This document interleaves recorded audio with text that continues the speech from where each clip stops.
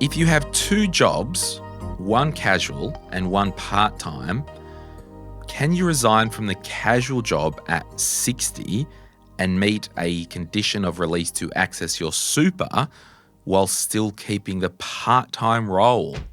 Yes. Next question. Really? Interesting. There you go. Because I was actually going to say no. Next question. Before we talk to Michaela's question, let's set the scene with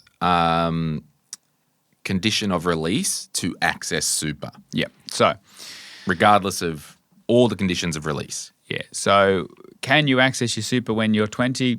Typically not, unless you've passed away or got a severe medical condition. So, when can you access super? Or if you want to buy a boat during COVID. Yes. Yeah. Sure. Or if you want to get some enhancements done that are medically needed. Yeah. Yes. Okay. Okay.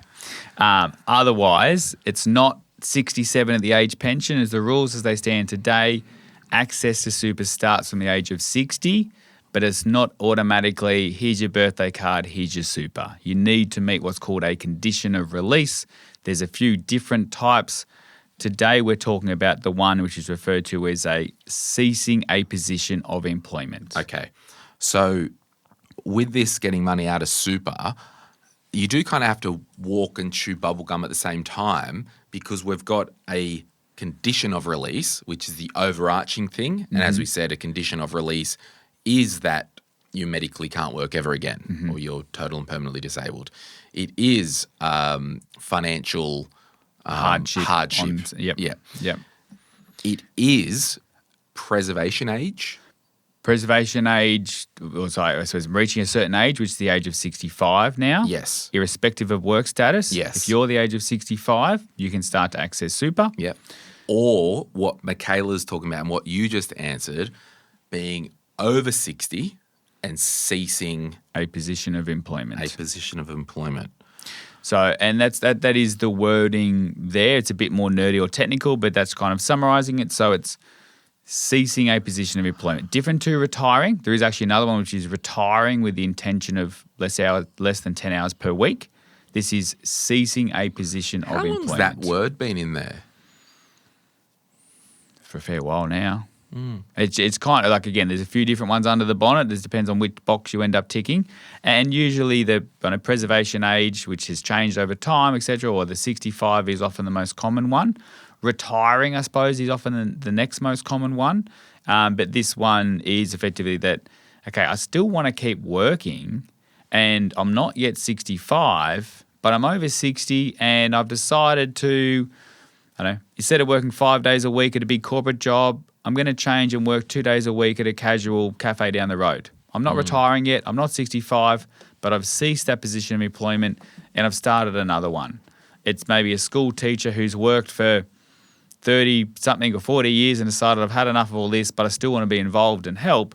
I'm going to help tutor some kids a couple of days a week, that kind of thing. So it's perhaps still working, not retiring, not 65, but I've ceased that position of employment.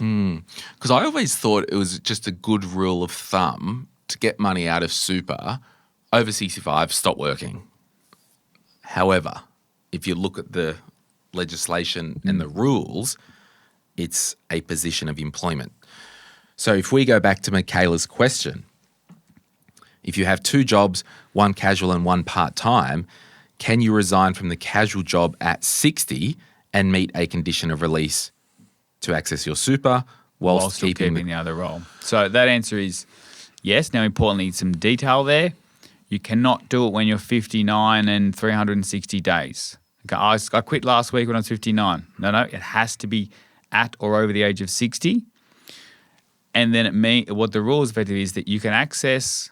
Again, it gets more technical there. You don't have to take it out, but you send a form into your super fund.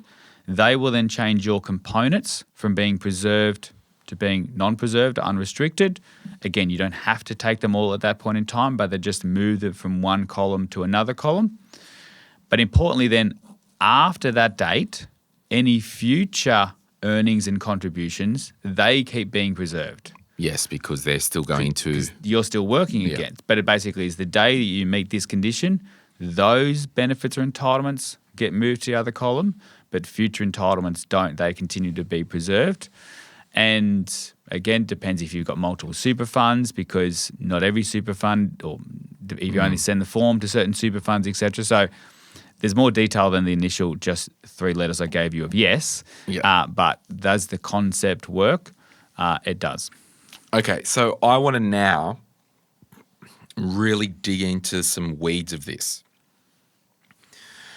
Number one, Michaela is under age 67, so Centrelink's not even on the horizon. Agreed. Yep. So we do not need to notify Centrelink of anything because not on the horizon.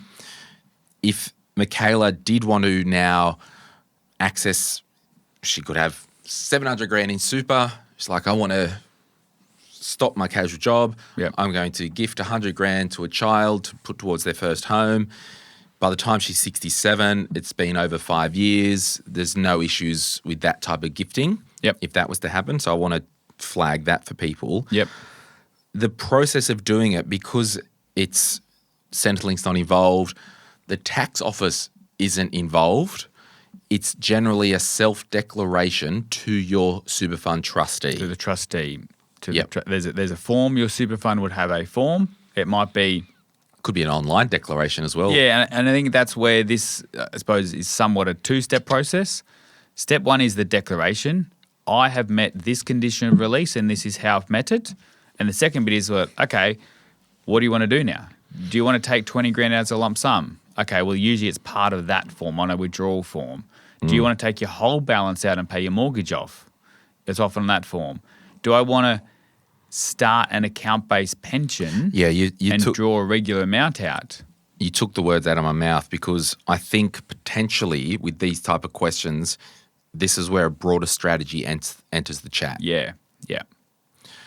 Now, what are we achieving here? Yeah, what do we want to do? Because just because you can doesn't mean you should, and it could be the worst financial decision in the world to go, yes, I've ticked that box, I'm withdrawing all my super and buying an investment property in my own name with cash. Could be the worst financial extra tax while I'm still working. Could be the worst financial decision in the world. Yeah. Now, hypothetically, and this is where I don't want you to talk about this, Martin, because you're a professional. I just host a podcast. Michaela turned 60 last Thursday. Yeah, I was working at a cafe making coffee. Not doing that anymore. Send a letter in. Hi, I just want to let you know I'm resigning. Please don't give me any more shifts. I mean, because it's casual anyway, it's kind of here nor there. I'm resigning anyway. Awesome. Michaela goes to a super fund, and this is where it's the fund discretion. They may ask for some type of evidence. They might not. I've put forms in for clients before. Literally fill out the form, self-declaration, tick, I'm over age 65 and no longer, well, it doesn't matter, over age 65, tick, and they can see that, or I'm over age 60, I'm not working again. Your super fund might say, yep, sweet, show us some evidence. So you will need that, and it might even be an email from your employer saying, hi, Michaela, yes, we have received your notice. We will cease giving you shifts. As at now. Thanks for your 2 years of employment. They have ended on this date. Michaela then rocks up, goes, yeah, I'm going to withdraw all my super, 500 grand worth. I'm going to buy a yacht. Happy days. Buys the yacht. A week later, Michaela could be like, oh, no, I kind of missed that bit of casual work. Could be 3 months later. She's still allowed to go back and resume a casual job. Yes. So we'll... But I just say that because it's pretty loose, because it's a trustee discretion thing. Correct. It's not tracked by the ATO and all this. So now I'm sure people have done things, misled forms with super funds in the past, and the trustees released the money. But I haven't seen ever, and I'm not saying break the law 100%, but I'm just saying because it's a trustee level, I haven't, and it may have happened, I haven't seen a trustee in the past do an investigation after the fact and sue the client, and I haven't seen that. No. But I have seen people retire and go, this ain't for me. I got to get back to work legitimately. So I have seen that. I have not seen anything come back after the fact. I had someone reach out to me a couple of years ago.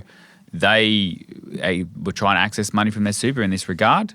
And basically, long story short, they were trying to break the rules, etc. They work for themselves, or they knew the owner of the business and he was happy to sign any declaration and put a form in the super fund saying, hey, I've retired, etc., I've resigned. And the super fund denied it. And they came back and said, we can see that your work's putting $1,000. That's right. It's super guarantee. Yeah, so it can't be true. And it's continuing. Yeah. They haven't told us you retired. And so the fact that you're getting an SG contribution from the same employer, the same amount, etc., which is, again, I think I've seen conversations on forums online and importantly, that's not Michaela's question, but other questions of, if you go from full-time to part-time with the same employer. Yeah, that's not resigning from a position of employment. You haven't ceased a position of employment. You might have got a new contract or whatever, but you're still with the same employer.